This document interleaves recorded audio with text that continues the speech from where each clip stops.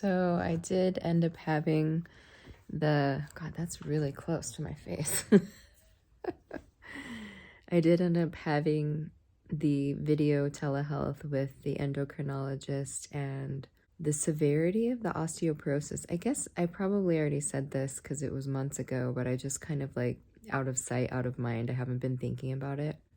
The severity in a year. I looked after I made the video and it actually was 2 years in between the DEXA scan. The osteoporosis, I just remember him quoting this to me, got 22% worse in my right femur.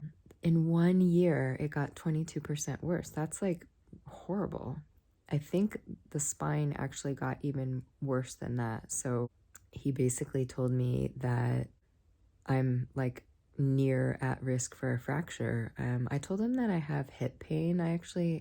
Both of my hips hurt like every day to some degree. So I had a PET CT in January, and if there was anything significant like metastases or something like that, that would have showed up on the PET scan. If it was over like, what is it, something like 7 millimeters, I think is the like threshold for what a PET CT can pick up in imaging. So if a person has a tumor that's like under 7 millimeters, I might have that slightly off, but basically if there's something really small, it won't show up on a PET CT. I did ask him, I said, like, you know, does osteoporosis cause pain? Because I was reading something that said you usually can't feel that. So I thought like, well, maybe it's arthritis, or I don't know. Actually, I don't know what it is, but a heating pad makes it feel a lot better. So anyway, I had that meeting with him, and he gave me basically 4 options. I wrote them down. So I have to do research on them, but I'm not doing the research yet because it's just kind of like choosing between, you know, the lesser of 4 evils, basically, because all of them have their downsides. Like 2 of them cause bone necrosis. Is that the word? Yeah, bone like necrosis. I think that's the word. I have to go to the dentist, which I have not been to the dentist in like 5 years. I'm embarrassed to say, but it's true. I mean, partly because they recommend that you don't go. Well, not partly, completely because they recommend that you don't go when you're on chemo. And then right after I got through cancer treatment, I ended up with the platelet issue. So I was constantly, and still, you know, I've been battling low platelets. And so the thought of going in and having them like scrape up my gums and do x-rays and all that, it's just like, I don't want the radiation and I don't want my gums to bleed, but basically I need to go. So because it's been so long, but also they need to assess the bone health in my mouth, because I think 2 of the 4 possible treatments for the osteoporosis will cause like bone necrosis in the, why is that word like troubling me? In the jaw. So that's exciting, right? I mean, this is like the reason why I didn't do the aromatase inhibitor. Can you imagine, like, if I did that now, the amount of osteoporosis I have, I would just like turn to dust. I mean, it would be insane. I can't take something else that is going to increase the incidence of osteoporosis when I have it so incredibly bad that I'm like at risk for a fracture. I have to do the research on those 4 things. In the meantime, I have to go to Quest and get, that's where I get my blood draws. I get them like either every week or every other week as part of my treatment for the low platelets and doing my infusions at home, my subcutaneous infusions. I need to also go, he told me I need to get, I have to do a urine test while I'm there. And then I have to take something with me to do a urine test and like collect urine over a period of time. And then also some sort of blood draw. So he wants to establish, I don't know if it's calcium levels. He wants to look at certain things, but nothing that I've already done, like not a CBC, you know, something specific to bone health. Let's see what else about that. Was there more about that? Because I want to say something else, but it was good to talk to him. Oh, I also asked him just about caffeine, because I swear I've been doing research and I'm seeing like conflicting information. How could the osteoporosis have gotten 20% over 20% worse in like a year. That's crazy. Like, what have I been doing over the last year? You know, I've been basically exercising, and supposedly what, like running and walking and all that is supposed to like increase bone health, bone density. And I've been going to yoga, and it's just like, what am I doing? I read multiple articles, and it said that it can deplete bone density, and it also said that there's like inconclusive evidence about it depleting bone density. So I'm just not sure. But I did ask him about it, and he recommended, I mean, I should have just said, does it deplete bone density? But I didn't. But he did recommend that I have under, he said, you know, most people, they have a cup of coffee or two a day. That's not going to be a big deal. And I said, well, I do have coffee sometimes, but I don't have it every day. But I do have black tea every day. And I have like, I might have tea 3 or 4 times in a day, you know, just like 2 in the morning, 1 a little bit later, and then 1 in the afternoon. And I love drinking tea. I mean, it really is my one vice is caffeine, because I don't drink alcohol. I don't smoke cigarettes. I've never smoked cigarettes. I don't use recreational drugs. I mean, very occasionally I'll take some tincture, cannabis, and then very occasionally I'll have like one of those, I call them boozy kombuchas, you know, the kombuchas that have like alcohol content. You know, they also have whatever probiotics in them and stuff like that, but they do have alcohol. You know, those kombuchas do have alcohol. So I do have one of those, not one of those, but like a few sips of one of those every once in a while. And what else? I mean, do I have other vices? I mean, I'm kind of addicted to my phone like the rest of the Western world. But really it's just like, you know, caffeine. Sugar, I'm not having sugar right now for the most part. I kind of slipped a little today. I had some agave, but I'm not eating. I was really eating like cookies recently. I love those, what are they? I mean, they call them different things. They're like, I think they're Mexican wedding cookies, and then they're also Danish butternut cookies. Yeah.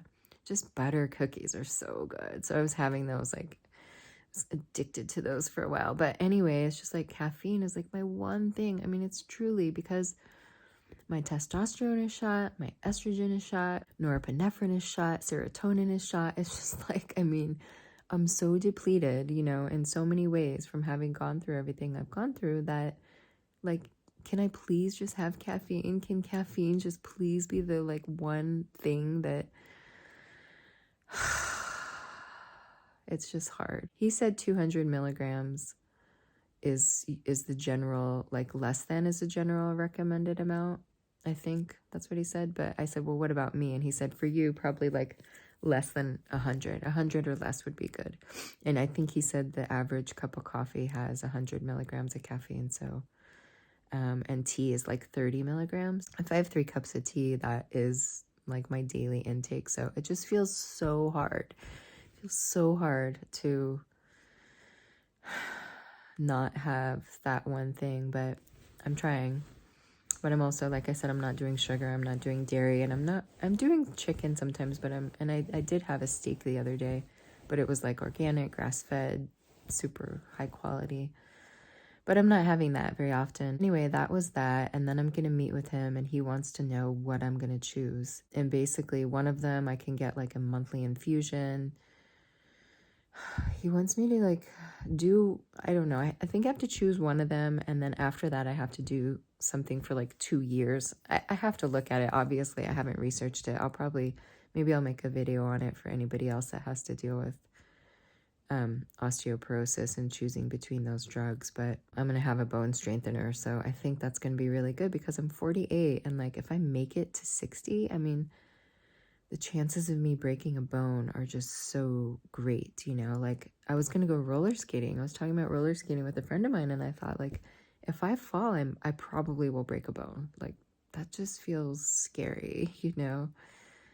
I just am like used to being really active up until recently, so I feel like I can't even do stuff like that now. Like, could I even ride a bike? Yesterday I was laying in bed like now, And I'm just like addicted to my heating pad. I guess that's the other thing I'm addicted to. A heating pad is just so good. So good. It's also really cold. We got like 10 inches of snow where I live, and it's cold. It's in the 20s and 30s. You know, I'm in California, and people who don't live in California think that it doesn't snow in California, but it does. In the mountains, you know, I'm around 2,700 feet. But my heating pad, so I was like laying in bed with it under my hips, and I had my leg. I like to sometimes butterfly my legs open, you know, like in yoga, just to sort of, I'm always just trying to stretch and move my body. Felt this like sort of, it wasn't a big thing, but just sort of like a little shooting pain, something like that, in kind of in my groin area. And I just like reached down because I was like, what's that? You know, that was weird. And I reached down and I was like, oh, it feels like, do I feel it now? No, because I'm not laying in that position. Wait, do I? I think I do. Oh my God. Well, anyway, it's hard to tell because there's like a bone. Anyway, I should know my body structure a little better than I do. Yeah, anyway, I can't feel it in this position. I'm laying on my side, but I was laying on my back. My legs were butterflied open, and I felt a lump like in my groin, and I was like, I felt the other side. I didn't feel it there. And so then I'm like looking it all up, and it's the weirdest word. It's so there is lymph, you know, I think there's lymph nodes all over the body, or most of the body, but the ingual, if somebody knows how to say that, I need to look up how to say it, but I think it's INGUAL, the ingual, what a funny word, huh? Ingual node. And so it's like swollen, and I thought, okay, so I started like looking that up and realizing there's a lot of reasons why it could be swollen, but of course there's like some links to leukemia, and I worry about that because of my issues with the platelets, because the platelets, I'm pretty sure platelets are made in the bone marrow, but the rate, the percent rate, I can't talk right now. It's like the end of the day. It's 1%, the rate. Oh my God, it's just like, yeah, what is it? The rate of metastases. Oh my God, I could not think of that for the life of me. See, that is like what is up with my brain. My brain is not right anymore. The rate of metastases from a primary tumor from breast cancer spreading to that, like the groin lymph node, is like 1%. It's really low. It said it's extremely rare. It didn't say rare, it said extremely rare. So that was like reassuring, because it seems to me that like, I mean, cancer can do anything, right? I mean, it has a mind of its own, but it doesn't have to make sense, and probably doesn't make sense. But like, if I had, like, what I was reading is that metastases usually happens like near where the primary tumor was. So like it would make sense that I would have a swollen lymph node like in my armpit, or, you know, in my neck or something like that, before I would just like go straight to the groin. So I'm pretty sure that's what I read, is that the rate of metastases for like breast cancer to the groin node, lymph node, is like 1%. But I'm gonna feel it, and I'm gonna see if it's there by Monday. I didn't even feel it today because part of me doesn't even want to know. I just want to give it a couple days, because when I got my COVID vaccine, I totally had a giant, not giant actually, but like macadamia sized, is this one swollen? Oh my God. I have to lay down and see if it's swollen. No. I had this like, is it? I don't know actually. I don't think so. Yeah, I can't feel anything. But right after I got the COVID vaccine, I had like a macadamia-sized swollen node right here. So, and the one here, I guess I'll feel it since I'm laying on my back and see if it's there. This one actually, oh. Is it gone? Wouldn't that be weird if it was just like there for one day? Oh my gosh, I feel like a psycho right now. I've gotten so much more neurotic than I ever was. I don't even think I was neurotic before I went through cancer. Yeah, I don't know. I'm having trouble feeling it now. That is really weird because yesterday it was like, it felt like about the size of like a walnut in the shell. Maybe like that, maybe like a quarter, but pretty big. I was like, nothing like that. Like this one up here was like between a pea and a macadamia nut. And then the one in my groin felt like a walnut. I cannot believe that's gone. I wonder if it really is. Oh my God. Maybe I'm just laying. Yeah, I don't know. Well, anyway, I'm going to check it and see if I'm still feeling it because I don't know. It was just like you can get a swollen lymph node there if you are fighting an infection. And I do still have blood. Like, I think the blood is still coming in my nose. And I'm just like, I don't know what to do about it anymore. I've been living with it. I'm getting my chest CT in April or so. So, there's that. But yeah, I don't know. Now I'm feeling like, how great is that? I hope it really did go away. I feel like, what's the word? It feels bad that I stress about these things.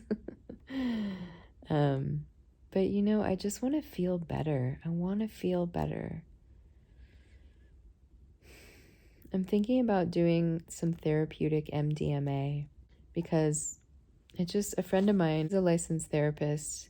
He's been a licensed therapist for a lot of years. He's helped people and with a lot of things, but there's a lot of studies out there that are becoming more and more prevalent for people who've gone through PTSD.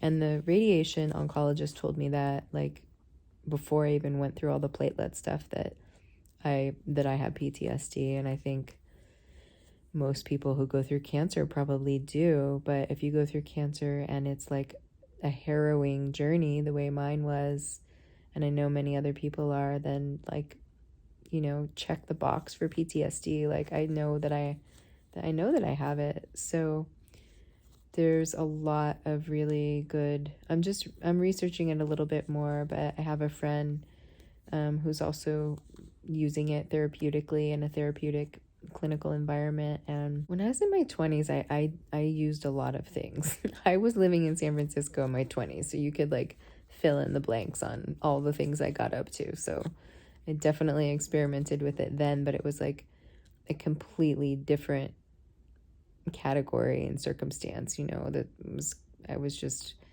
recreationally being in my 20s, right? They've used it a lot in psychological, and therapeutic environments like that, but it's also been used for men who have come back from war. There's actually some pretty good YouTubes out there showing, talking about some men that have gone through war and have used MDMA to deal with and heal PTSD. So anyway, all that to say, like, I just want to feel better, and I'm hoping that someday I will.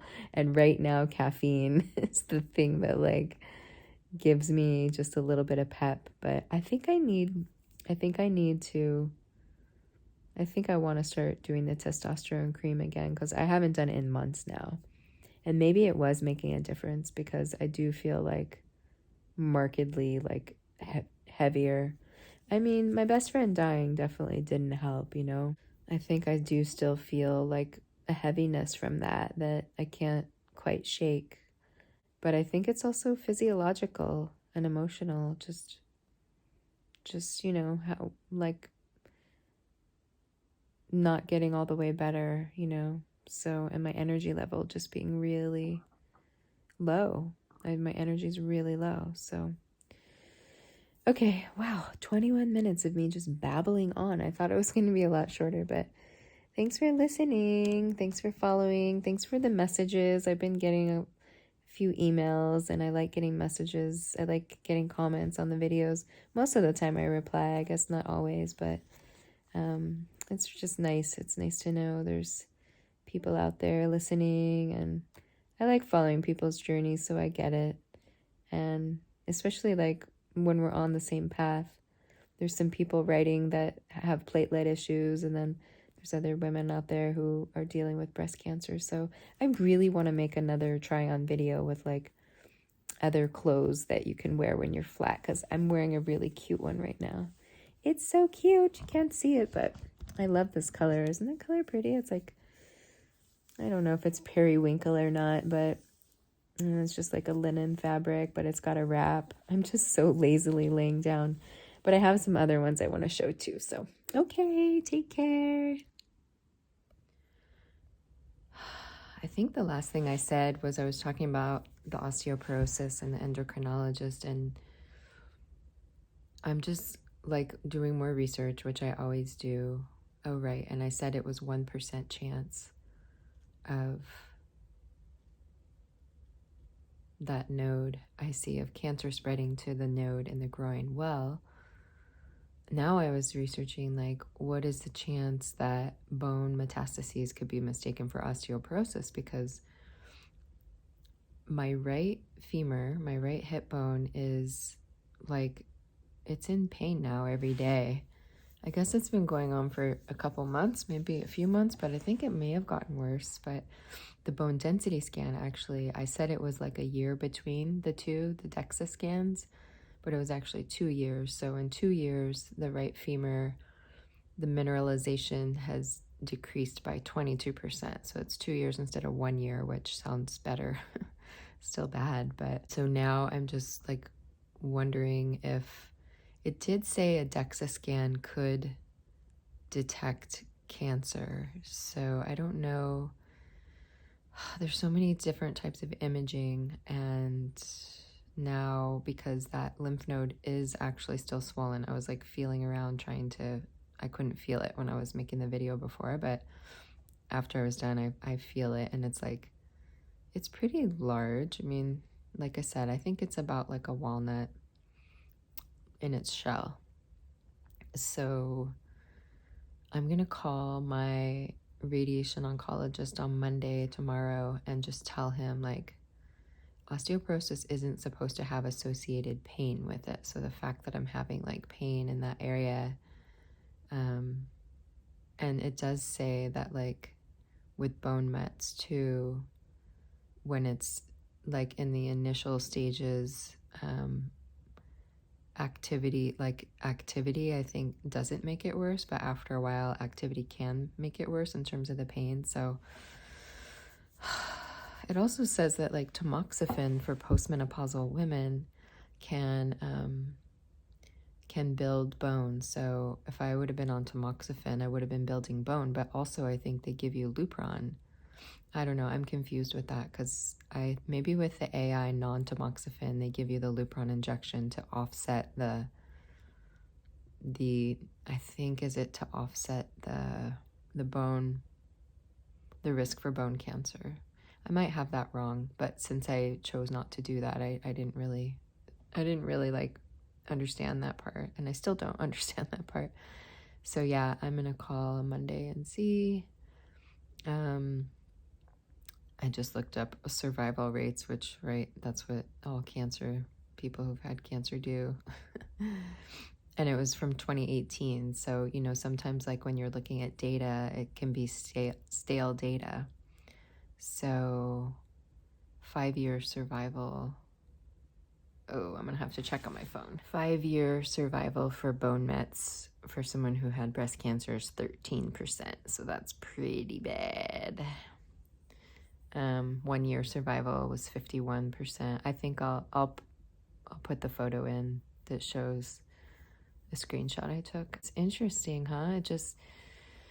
I guess when you deal with cancer, you know, you have to face your own mortality, maybe sooner than a lot of people who live their lives into their 60s, 70s, 80s, 90s. And so it really, I mean, I am getting ahead of myself for sure, but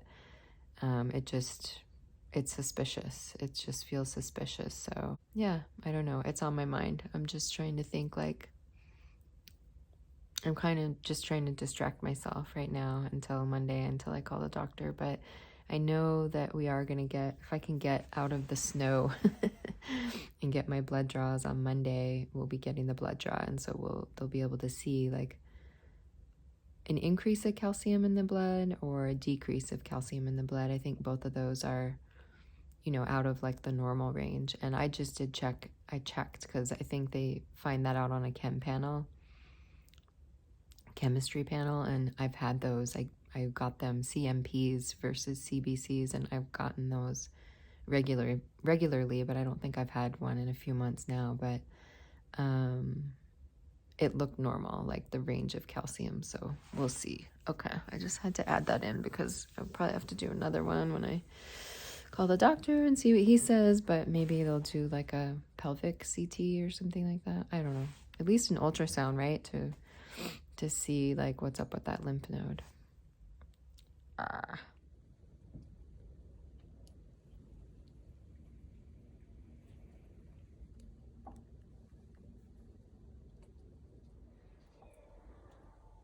There's a lot of snow coming down. It's piling up.